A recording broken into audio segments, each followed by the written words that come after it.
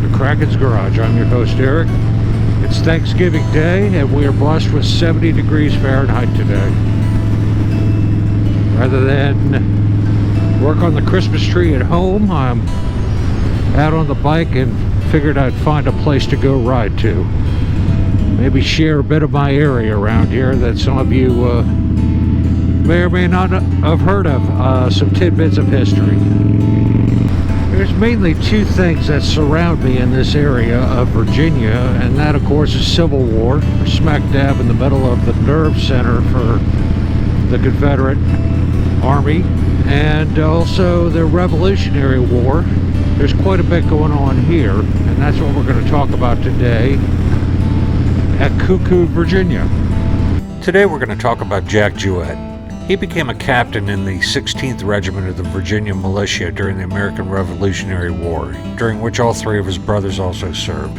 A physically imposing as well as a muscular and handsome man, Jack stood 6 foot 4 inches tall, 1.93 meters, and weighed 220 pounds or 100 kilograms. His father, John Jewett Sr., was also very active in the Revolutionary cause by Albemarle County, Virginia, and supplied the militia with meat for its rations as well as supporting his son's service. Both Jewett and his father, John Sr., were among 202 Albemarle citizens who had signed the Albemarle Declaration, a document renouncing King George III.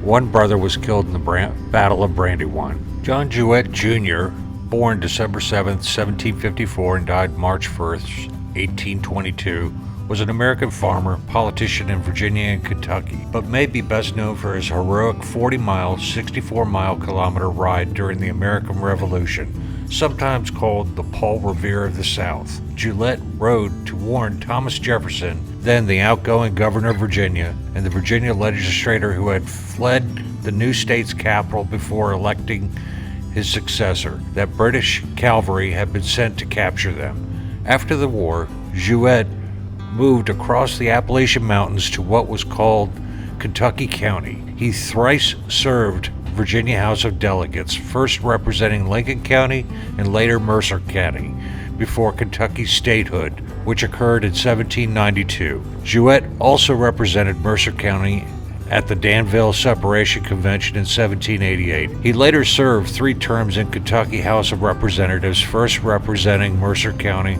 and adjoining Woodford County. Now getting back to Cuckoo, Virginia, it's a very small unincorporated community in Louisa County, Virginia. It's located about 8 miles south of Louisa, roughly between Charlottesville and Richmond. The Cuckoo Tavern stood nearby, which in 1781 was the beginning of Jack Jouett's ride to warn the colonists of the arrival of Banastre Tarleton's British cavalry, similar to Paul Revere's ride. There was also a large house named Cuckoo, built in 1819 for Henry Pendleton, on the former property of William Overton Callis. A historical marker is at that spot. Its post office has been closed. The tavern was named for the cuckoo clock on the wall, supposedly one of the first in Virginia. George Jackson, the father of Shirley Ann Jackson, American nuclear physicist and president of the Rensselaer Polytech Institute, was a native of Cuckoo. William O. Callis was the son of William Harry Callis and Mary Jane Crosby.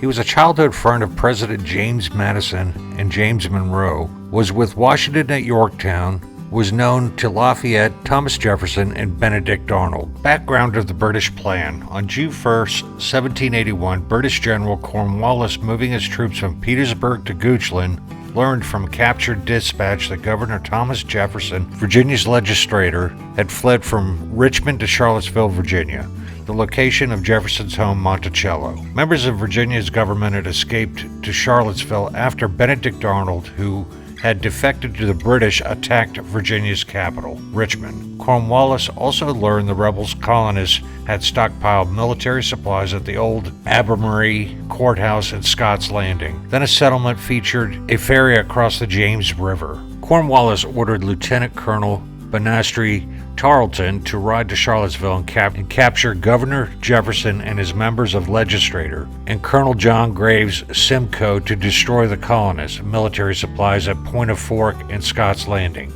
Legislators targeted for capital included Patrick Henry, Richard Henry Lee, Thomas Nelson Jr., and Benjamin Harrison. On June 3rd, Tarleton left Cornwallis's camp on the North Anna River with 180 cavalrymen and 70 mounted infantry of the Royal Welsh Fusiliers. Tarleton marched his force covertly and planned to cover at least 70 miles to Charlottesville in 24 hours, a fast maneuver intended to catch the politicians completely unaware. His orders from Cornwallis, however, were to first destroy the military supplies at Scott's Landing before General Lafayette and his men marching from Baltimore, Maryland, could interfere. So that's Cuckoo, Virginia. Little piece of history I thought I'd share with you on this day.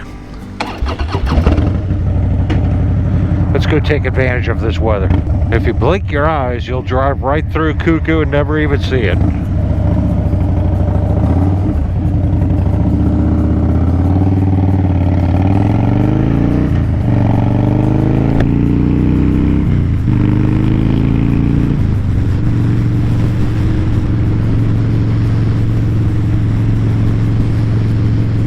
Just amazing scenery out here today. I do quite a bit of history runs on my bikes and scooters. Wow, an old Volkswagen. Right. The reason why I started doing that is some people ride to eat, some people ride to have a beer at the local pub, and so on and so forth. I ride for history. Each time I go out on the bike, I try to learn something new, and by sharing that knowledge, I hope people get a chance to see a part of American history about people they will never read about in history. So I hope you learned something new about Cuckoo, Virginia. I hope it was worth your time to watch.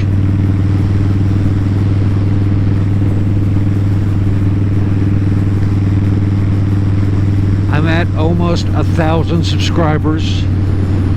Once again, from my heart, thank you to each and every one of you. At 1,000 subscribers, I'm going to do a small giveaway. Yes, it'll be global because half of my customer base is on the other side of the planet. So whatever I give away, yes, I will mail it to wherever you're at.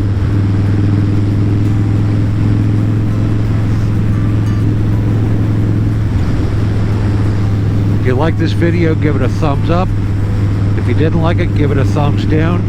If you want to see more in the future, hit that subscribe button right down there in the corner. And I'll see you in the next one. Thank you for watching. Peace.